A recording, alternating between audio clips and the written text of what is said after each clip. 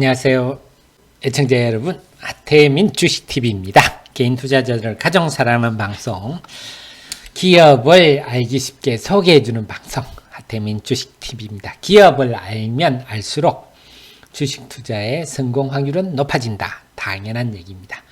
오늘은 55번째 시장, 55번째 시간으로 AD 테크놀로지를 알아보도록 하겠습니다. AD 테크놀로지는 여러분들이 좀 다들 이름은 많이 들어봤는데 이 AD 테크놀로지가 뭐 하는 회사입니까? 하면 참 어려운 얘기입니다. 개인 투자자한테. 왜냐하면 이 회사가 칩리스 회사다. 다들 이렇게 얘기를 하는데 이게 도대체 뭡니까? 하는 건데 오늘 자세히 한번 알아보겠습니다. 자, AD 테크놀로지 기업 내용을 한번 살펴볼까요? 장안의 화제입니다. 여러분 다 아시는 남다른 주식 투자의 길. 여기 들어오시면요. 기업들 리포트 다 있습니다. 여기 참고하시면 되시고, 리포트 보면 여러분들이 기업 내용을 알고 싶을 때 찾아보시면 다 됩니다. 그래서 AD 테크놀로지를 제가 한번 같이 한번 살펴보겠습니다. 뭐 하는 회사입니까? 하는데, 우선 칩리스가 뭡니까? 하는 건데요. 여러분들이 팹리스란 맛은 좀 많이 들어보셨겠습니다. 그래서 이 팹리스라는 게 있고요.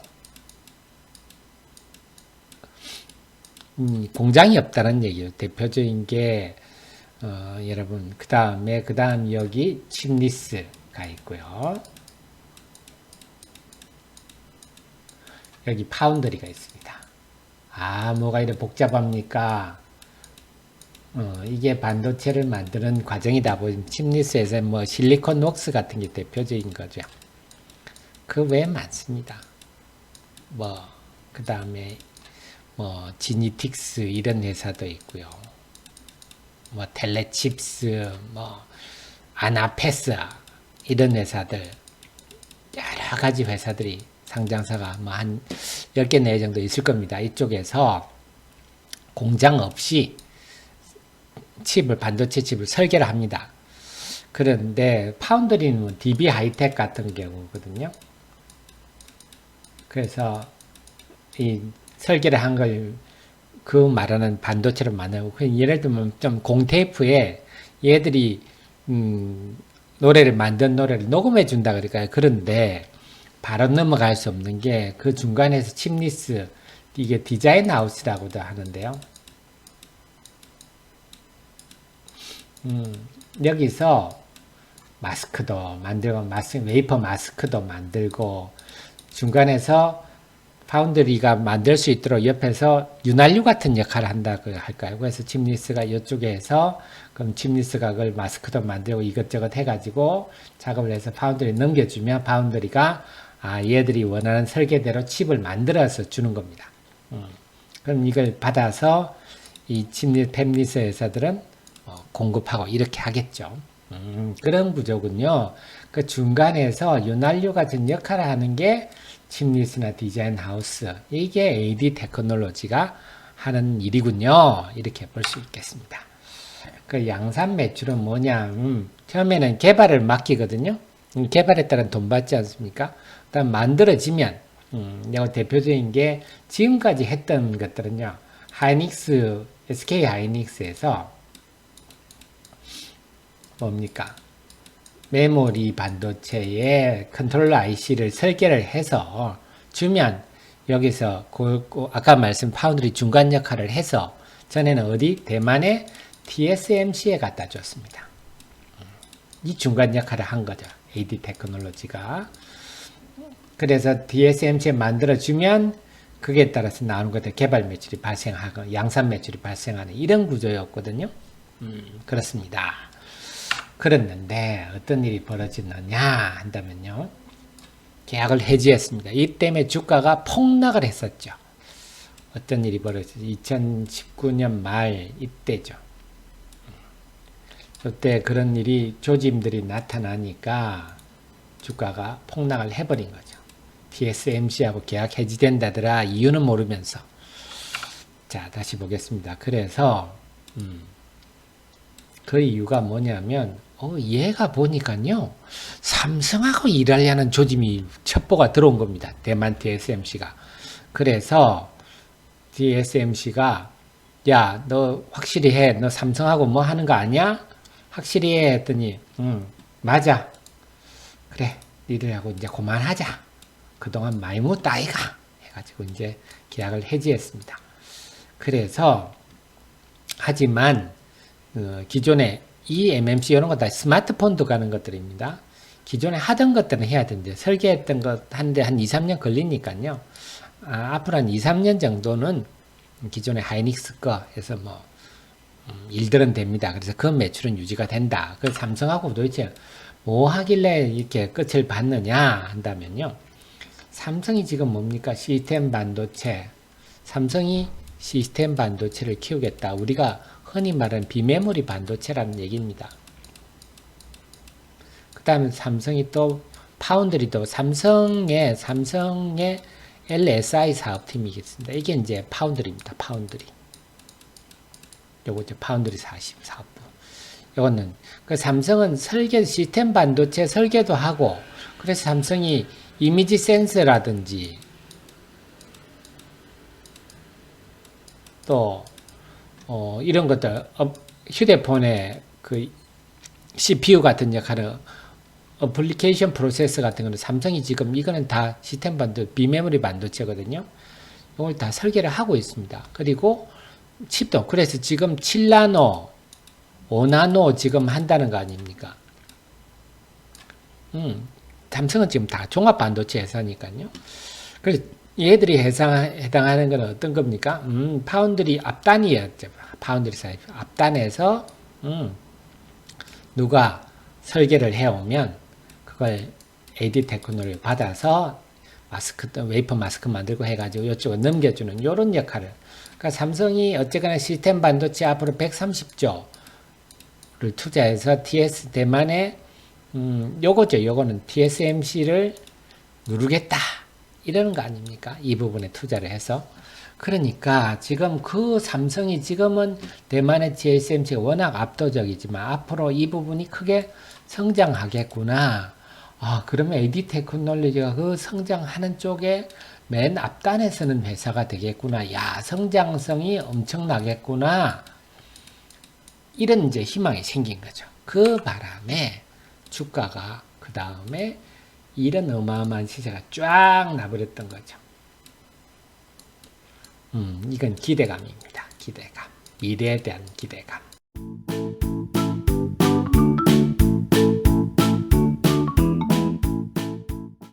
그래서 이때 할 때는 암울하게 짝이 없었는데 알고 보니까 이런 엄청난 일을 TSMC를 버리고 대만 TSMC 삼성으로 가는 이게 반영이 된 겁니다.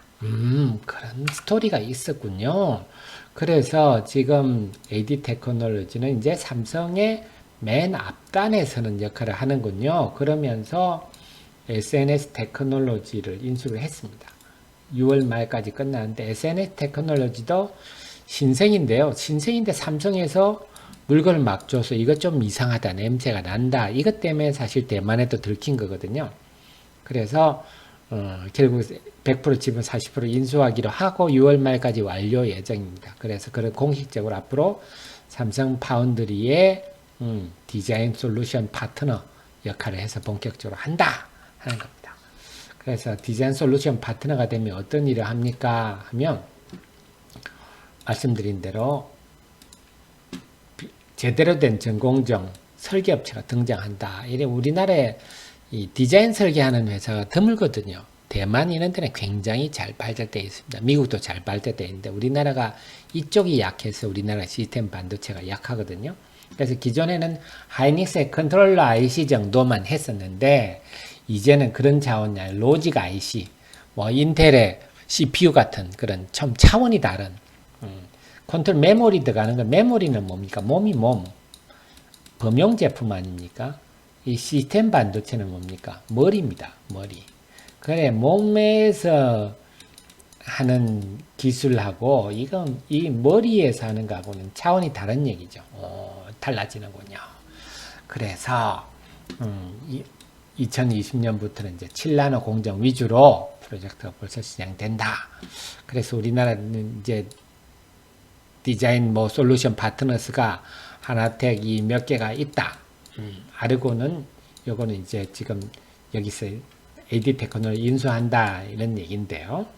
그래서 사실 이 회사들이 다 앞으로 업황은 좋다 봐야 돼요. 삼성이 이런 거 다 키우고도 부족하죠. 그래서 삼성이 앞으로 대만의 TSMC를 누르면요, 우리나라에 엄청 이런 회사들이 많아지고 디자인 회사들이 많아져야 됩니다.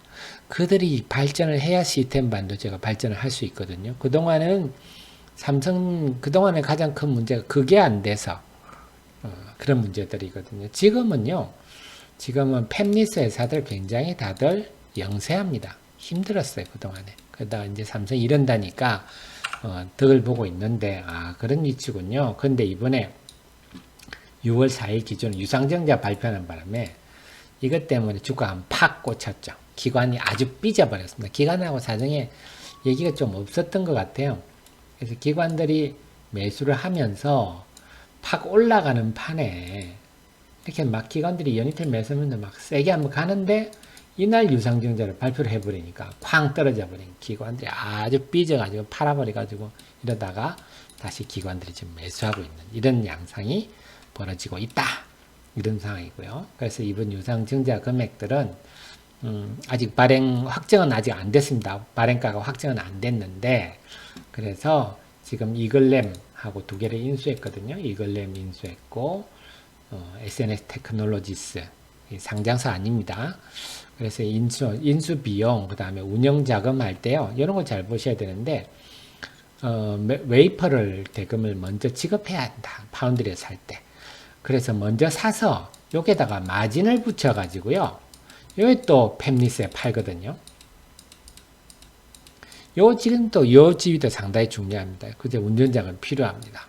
그래서 이렇게 자금이 필요하군요. 유상증자 저는 호재로 봅니다. 왜냐, 얼마가 발행가가 될지는 모르지만 액면가 500원짜리가 액면가에 뭡니까? 30배 이상 이렇게 발행하면요, 물량 증가보다는 재무구조 회선 효과가 훨씬 뛰어든다.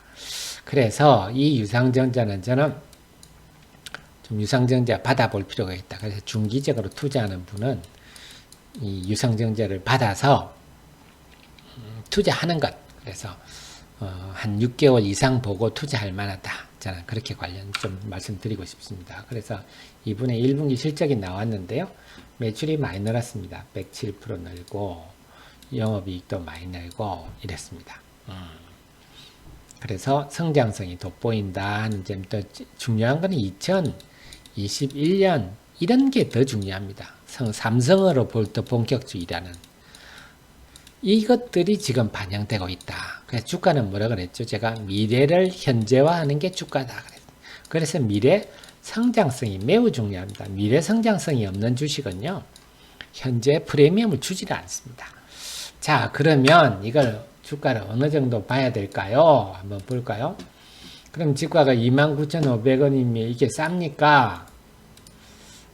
그건 아닙니다. 싸지는 않습니다. 저평가다 이렇게 말할 수는 없는데, 그럼 비쌉니까? 그것도 아닙니다. 결국 이 미래 성장성에 대해서 시장이 어떻게 프리미엄을 줄 것인가, 이거거든요. 그럼 지금 셀트리온 같은 거는 프리미엄 40배, 50배, 심하면 80배도 받잖아요.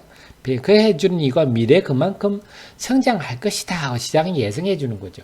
그럼 지금 작년 실적으로 하면 BR이 지금 한 30배 정도 되는데, 30배가 뭐 비싸면 비싸다 그럴 수도 있고요. 싸다면 쌀 수도 있습니다. 그건 어떻게 시장이 앞으로 미래를 어떻게 보고 프리미엄 어떻게 주느냐에 달렸다. 그럼 프리미엄 누가 줍니까? 기관이 주는 거죠. 우리 개인 투자들이 매매해서 줄 수는 없습니다. 기관이 미래를 보고 판단하는 거니까요. 따라서 기관 동향을 잘 보고 해야 된다. 그러면 지금 AD 테크놀로지가요, 주가가 기관들이 어떻습니까? 기관들이 지난번에 팍 사서 이때 말씀드리면요, 기관들이 언제 샀느냐, 요때 사가지고 팍 올라서 이 국면이 요때죠. 뭐 가려고 했는데 유상증자를 발표하냐, 삐져가 기관들이 확 팔아버렸습니다. 확 떨어져 버렸죠. 삐져가지고. 그런데 기관이 최근에 9만 주 사더니 5월 15일 날 11만 주나 샀어요. 요거는 의미가 있네요. 다시 이 의미가 있는 이 상승은 의미가 있다. 결국 기관이 산다 이 말은 뭐죠? 미래에 대해서 프리미엄을 주고 있다 이렇게 봐야 되겠습니다. 그래서 이 종목은 기관 매매에 굉장히 편성할 필요가 있는데 그래서 단기적으로는 일단 좋습니다. 기관이 매수하니까 편성하면 되죠. 그래서 이 주식은 뭐 PL 뭐 50배, 60배 갖다 놨는다 하더라도 또 비싸다 할 건 아닙니다. 당연히 싸다 할 것도 아니지만 그 다음에 중기적으로 좀 투자하고 싶다 하시는 부분요. 아예 이번에 사서 나 유상증자 받을래. 그렇게 해서 좀 길게 투자하셔도 좋은 성격의 종목이다. 이렇게 뭐 정리를 할 수 있겠습니다. 자, 이제 디자인 하우스가 뭔지, 침리스 하우스가 뭔지, 여러분 팹리스, 파운드리까지 어느 정도 이해를 하셨죠? 그렇습니다. 기업을 읽어주는 방송입니다. 하태민 주식TV. 오늘은요, 55번째 시간 AD 테크놀로지를 살펴보았습니다. 도움이 되셨다면요, 좋아요 꼭 눌러주십시오. 감사합니다.